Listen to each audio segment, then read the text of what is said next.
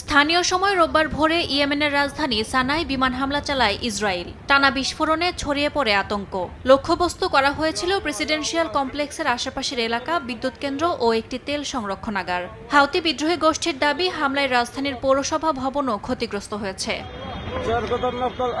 Houthi নিয়ন্ত্রিত গণমাধ্যম জানায়, দখলদারদের হামলায় হতাহত হয়েছেন বেশ কয়েকজন। বিদ্যুৎহীন হয়ে পড়েছে বেশ কিছু এলাকা। বহু মানুষ ঘরবাড়ি ছেড়ে নিরাপদ স্থানে পালিয়ে গেছেন। এ ঘটনাকে জঘন্য যুদ্ধাপরাধ আখ্যা দিয়ে হাউতি নেতৃত্ব বলছে, মার্কিন মদদে চালানো আগ্রাসন ইয়েমেনের সার্বভৌমত্ব লঙ্ঘনের শামিল। এতে গাজার প্রতি সমর্থন কোনোভাবেই কমবে না বলেও জানায় বিদ্রোহী গোষ্ঠীটি। গত শুক্রবার ইসরায়েলে ব্যালিস্টিক ক্ষেপণাস্ত্র ছোড়ে হাউথি। এর 2 দিন পরই পাল্টা হামলা চালালো তেল আবিব।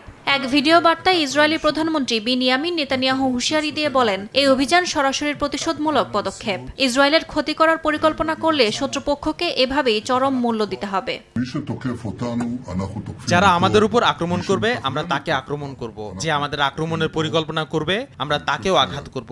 আমি বিশ্বাস করি গোটা অঞ্চল এখন ইসরায়েল রাষ্ট্রের শক্তি ও সংকল্প সম্পর্কে ধারণা পেয়েছে।